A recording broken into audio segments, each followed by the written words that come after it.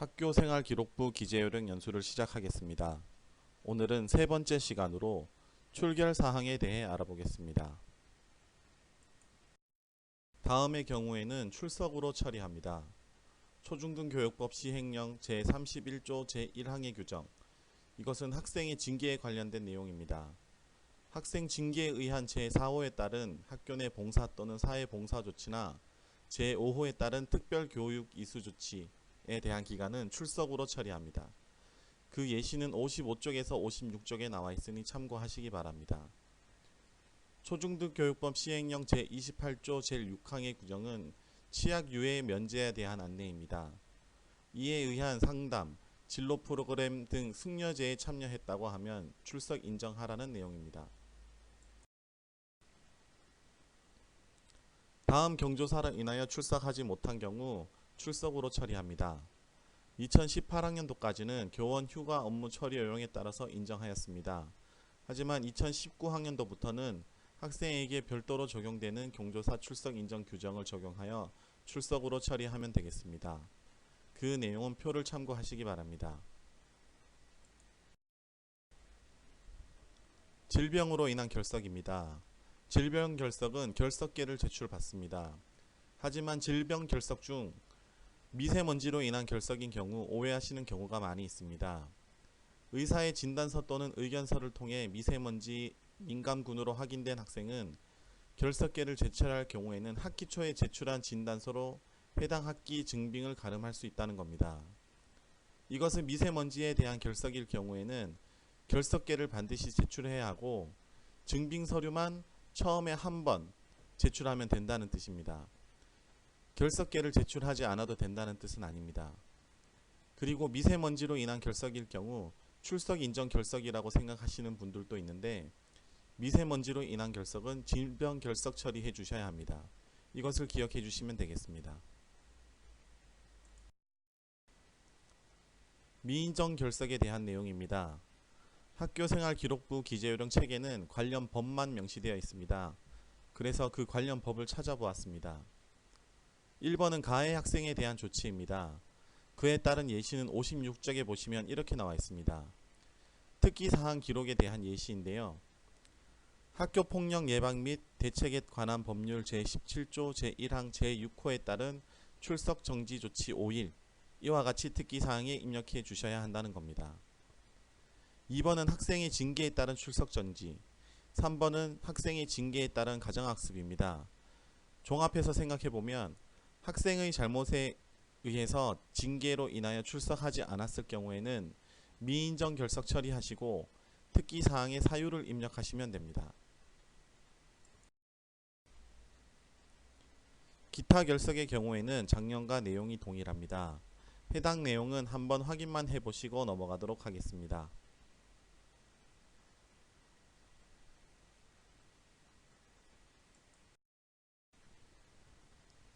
학생의 각 학년 과정의 수료에 필요한 출석 일수는 수업 일수의 3분의 2 이상으로 한다고 되어 있습니다.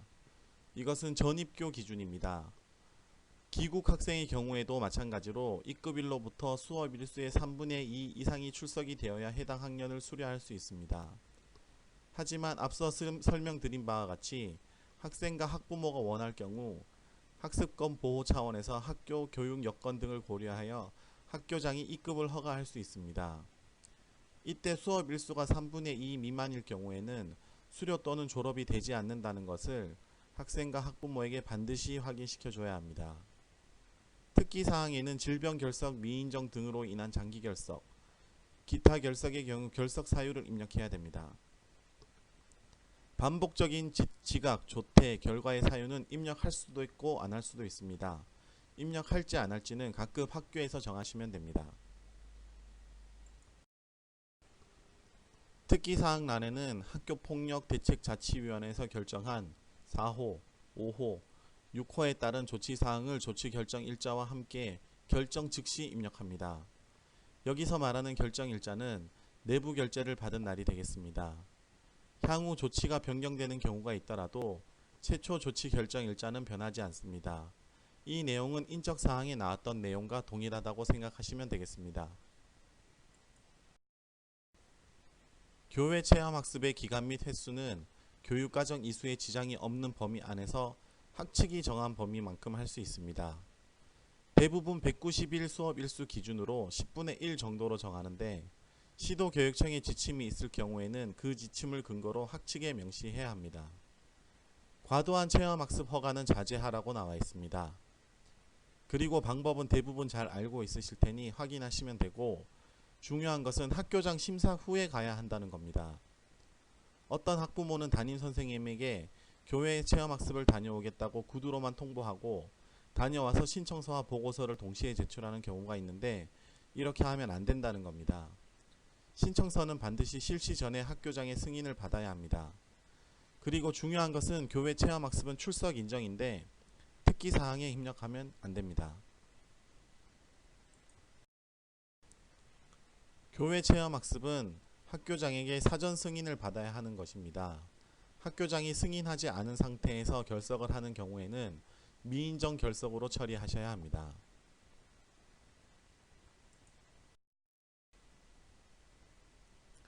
개근은 해당 학년 동안 한 번도 결석 또는 지각, 조퇴, 결과가 없는 경우입니다. 출석 일수가 해당 학년 수업 일수의 3분의 2 이상이면 수료가 가능한데, 만약에 190일의 수업 일수 중에 100일을 조퇴한 학생이 있다면 이 학생은 수료가 될까요? 수료가 됩니다. 지각, 조퇴 결과는 횟수에 상관없이 학년 수료에 영향을 주지 않습니다. 기타 합당한 사유는 학교장의 판단에 따라 허락해 주기만 한다면 기타 결석 처리가 가능합니다. 그리고 관련 증빙 서류를 갖추어야 합니다. 하지만 기타 결석으로 하면 안 되고 미인정 결석으로 반드시 처리해야 하는 경우가 있습니다. 그 경우는 53쪽에 나와 있는데요. 학원 수강으로 인한 결석, 학칙이 정한 교외 체험학습 기간을 초과한 결석, 해외 어학연수로 인한 결석은 기타 결석으로 절대 처리하면 안 되고 반드시 미인정 결석으로 처리하라는 내용입니다.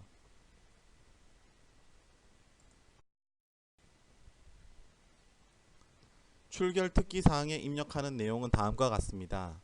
장기 결석의 경우 결석 종류별로 사유를 입력합니다. 기타 결석도 사유를 입력합니다. 단기 결석의 경우에는 작년까지만 하더라도 모두 특기사항에 입력했어야 했습니다. 하지만 올해부터는 감기 2일 이런 것들은 입력할 수도 있고 안 할 수도 있다는 겁니다. 그러면 학생의 결석 일수와 특기사항에 기록된 일수가 다를 수도 있습니다. 결석 일수와 특기사항에 기록된 일수가 달라도 틀린 것이 아니라는 겁니다. 장기 결석은 며칠 이상 결석한 것으로 할 것이냐, 반복적인 지각, 조퇴, 결과를 몇 번 이상으로 할 것이냐는 등은 학교장이 정하도록 되어 있습니다.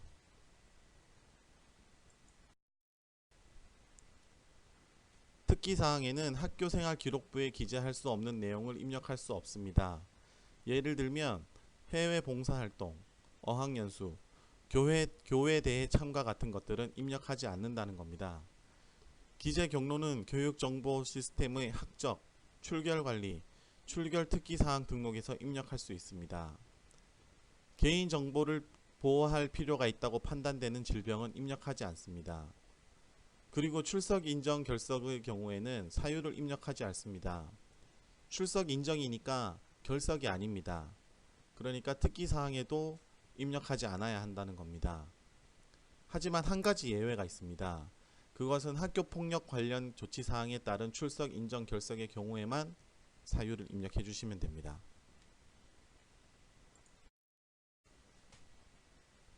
출석 인정 결석은 출석으로 처리하며 해당 학년 동안 결석, 지각, 조퇴, 결과가 한 번도 없는 경우에는 특기사항란에 개근으로 입력합니다. 그리고 올해 바뀐 부분은 결석, 지각, 조퇴, 결과의 경우에는 입력할 수 있다로 바뀌었기 때문에 사유를 반드시 입력해야 하는 것은 아닙니다. 미세먼지 민감군 학생에 대해 질병 결석으로 처리한다고 되어 있습니다. 의사의 진단서나 소견서를 통해 미세먼지 민감군으로 확인된 학생을 대상으로 해야 합니다. 학부모가 학교에 사전 연락을 한 경우에는 질병 결석 처리하고 미리 연락을 안 했을 경우에는 미인정 결석 처리해야 합니다. 앞서 말씀드린 바와 같이 증빙 서류는 학기 초에 한 번만 제출받으면 되고 결석계는 결석을 했을 때마다 제출받아야 합니다.